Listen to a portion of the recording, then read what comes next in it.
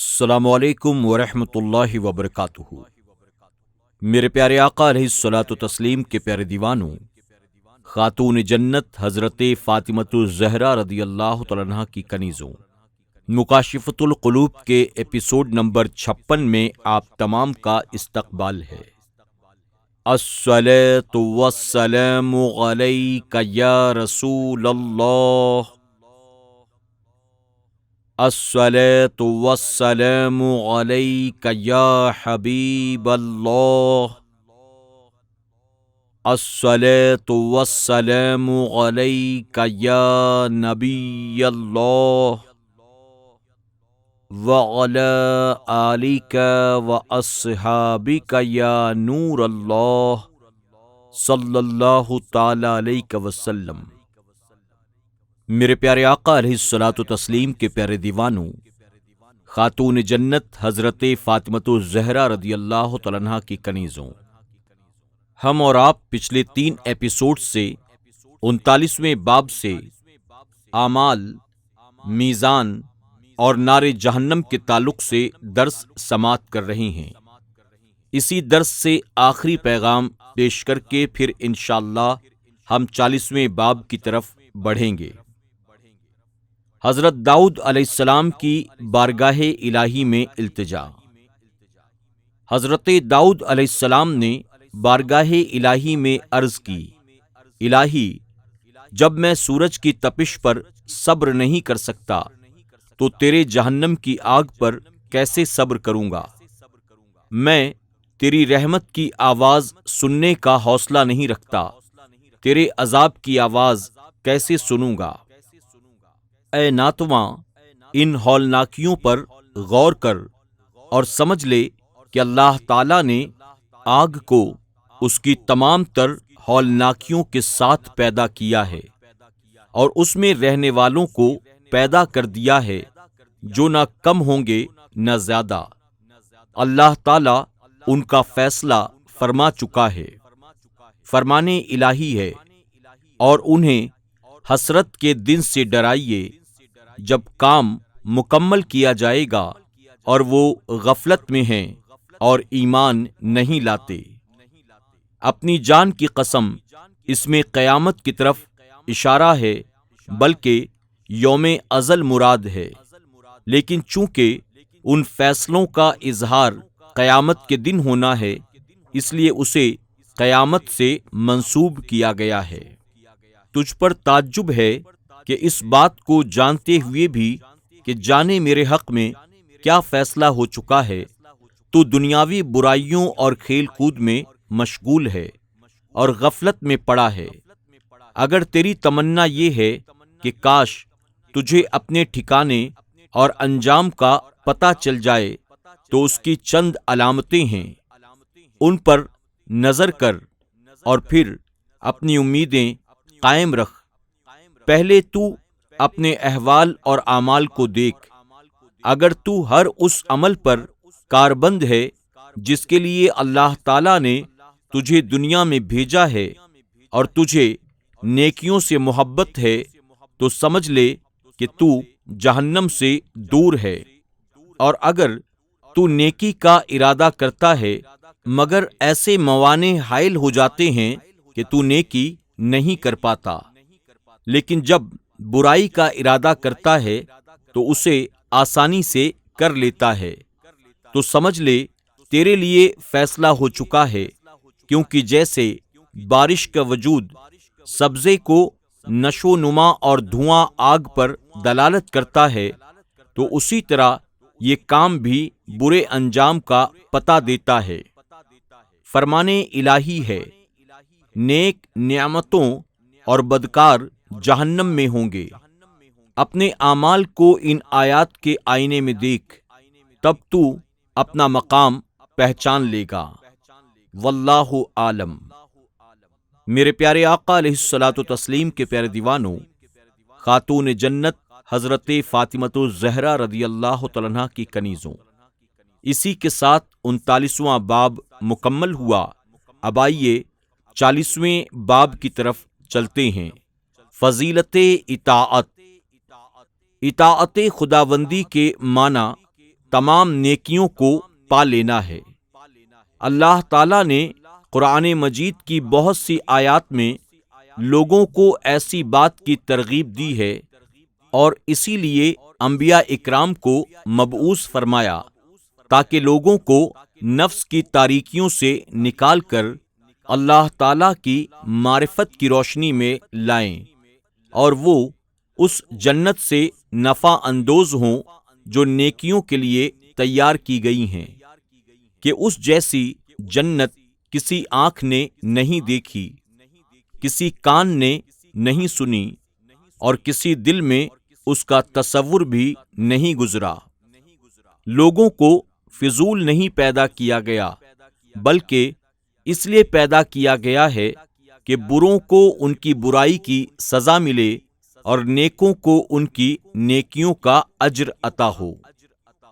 اللہ تعالی عبادت سے بے نیاز ہے۔ لوگوں کی برائیاں نہ اسے نقصان پہنچاتی ہیں اور نہ ہی اس کے کمال میں کوئی نقص آتا ہے۔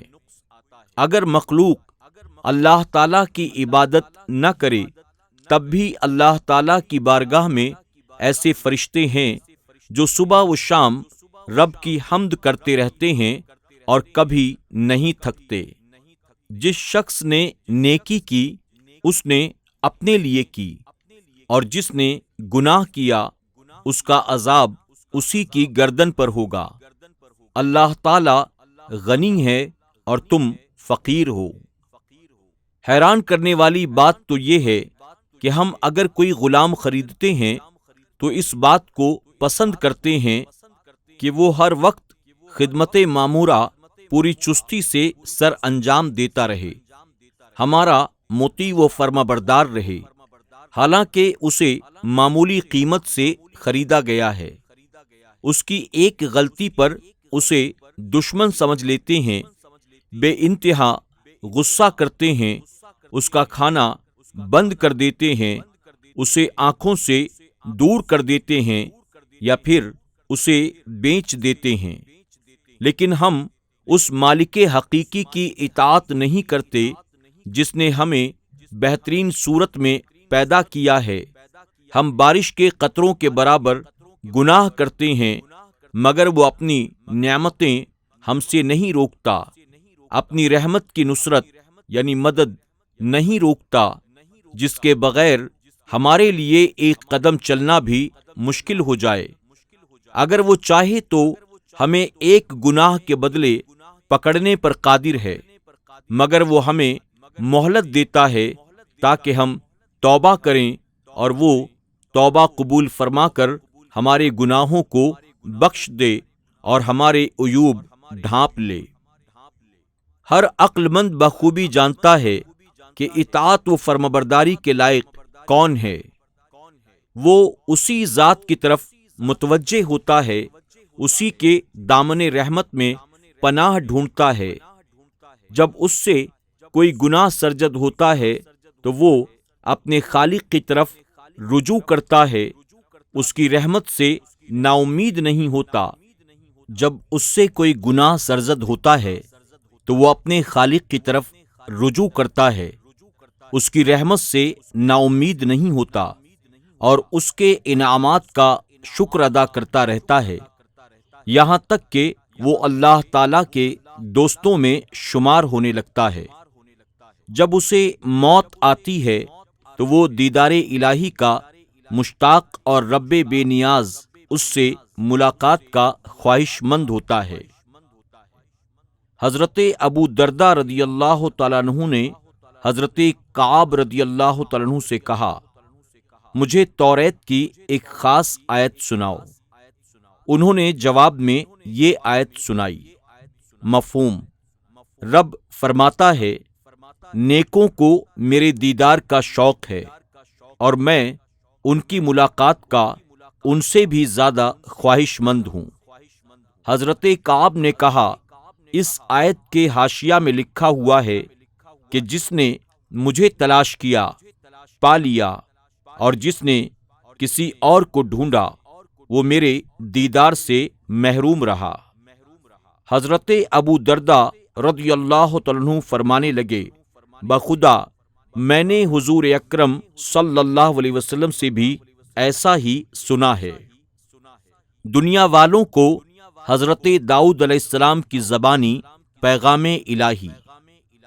حضرت داؤد علیہ السلام کی طرف اللہ تعالیٰ نے وحی فرمائی، اے داؤد، میرا یہ پیغام دنیا والوں تک پہنچا دو، میں اس کا دوست ہوں جو مجھے دوست رکھتا ہے، اپنی مجلس میں آنے والوں کا ہم مجلس ہوں، جو میرے ذکر سے الفت رکھتا ہے میں اس سے الفت رکھتا ہوں، جو مجھ سے دوستی رکھتا ہے میں اس سے دوستی رکھتا ہوں، جو مجھے پسند کرتا ہے میں اسے پسند کرتا ہوں، جو میرا فرمانبردار بن جاتا ہے میں اس کا کہنا قبول کرتا ہوں، جو شخص بھی دل کی گہرائیوں سے مجھے محبوب جانتا ہے میں اسے اپنے لیے پسند کرتا ہوں اور اس سے بے مثال محبت کرتا ہوں۔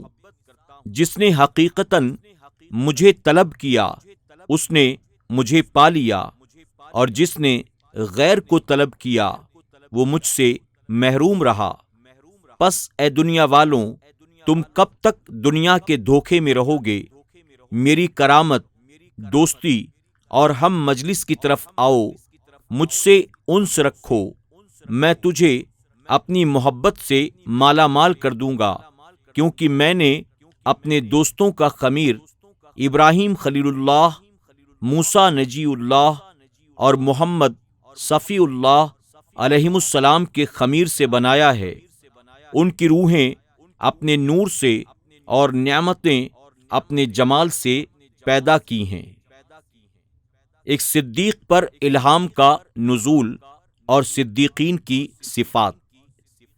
ایک مرد صالح سے مروی ہے، حضرت رب العزت نے ایک صدیق پر الہام فرمایا کہ میرے بندوں میں کچھ ایسے بندے بھی ہیں جو مجھے محبوب رکھتے ہیں، میں انہیں محبوب رکھتا ہوں، وہ میرے مشتاق دیدار ہیں، میں ان کا مشتاق دیدار ہوں، وہ مجھے یاد کرتے ہیں، میں انہیں یاد کرتا ہوں، وہ میری طرف دیکھتے ہیں، میں ان پر نگاہ رحمت ڈالتا ہوں۔ اگر تو ان کے راستے پر چلے گا تو میں تجھے محبوب بناؤں گا، اور اگر تو نے راستہ نہ اپنایا تو میں تجھ سے دشمنی رکھوں گا۔ اس صدیق نے پوچھا، یا اللہ، ان کی علامتیں کیا ہیں؟ تو رب ذوالجلال نے فرمایا، وہ دن ڈھلنے کا ایسا خیال رکھتے ہیں جیسے مہربان چرواہا اپنی بکریوں کا خیال رکھتا ہے، وہ غروب شمس کے ایسے مشتاق ہوتے ہیں جیسے سورج ڈوبنے کے بعد پرندہ اپنے آشیانے میں پہنچنے کا مشتاق ہوتا ہے۔ جب رات بھیگ جاتی ہے، تاریکی بڑھ جاتی ہے، بستر بچھا دیے جاتے ہیں، لوگ اٹھ جاتے ہیں اور دوستوں کے ساتھ خوش گپیاں کرتے ہیں تو وہ میرے لیے کھڑے ہو جاتے ہیں، میرے لیے چہروں کو فرش پر بچھا دیتے ہیں، یعنی سجدے کرتے ہیں، میرے کلام میں مجھ سے ہم کلام ہوتے ہیں، میرے انعامات کی آرزو کرتے ہیں، ان کی ساری رات گریوزاری کرتے، رحمت کی امید رکھتے اور خوف عذاب سے ڈرتے ہوتے، قیام و قعود، رکوع و سجود میں گزر جاتی ہے۔ مجھے اپنی نظر رحمت کی قسم، وہ میری وجہ سے گناہ کا بوجھ نہیں اٹھاتے، اور مجھے اپنی سماعت کی قسم، وہ میری محبت کا شکوہ نہیں کرتے۔ میں پہلے پہل انہیں 3 چیزیں عطا کرتا ہوں، ان کے دلوں میں اپنا نور ڈال دیتا ہوں، جس سے وہ میری خبر پا لیتے ہیں جیسے میں ان کی خبر پاتا ہوں۔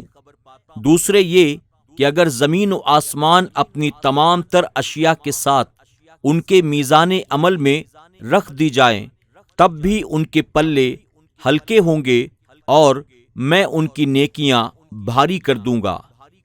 تیسری یہ کہ میں اپنی رحمت کو اس کی طرف متوجہ کر دیتا ہوں اور وہ اس بات کو جان لیتا ہے کہ وہ جو کچھ مانگے گا میں اسے دوں گا۔ میرے پیارے آقا علیہ الصلوۃ والتسلیم کے پیارے دیوانوں، خاتون جنت حضرت فاطمۃ الزہرا رضی اللہ تعالیٰ عنہا کی کنیزوں، آج کے درس میں 40ویں باب سے بس اتنا ہی۔ انشاءاللہ کل کے ایپیسوڈ میں اسی باب سے مزید کچھ باتیں ہم اور آپ سماعت کریں گے۔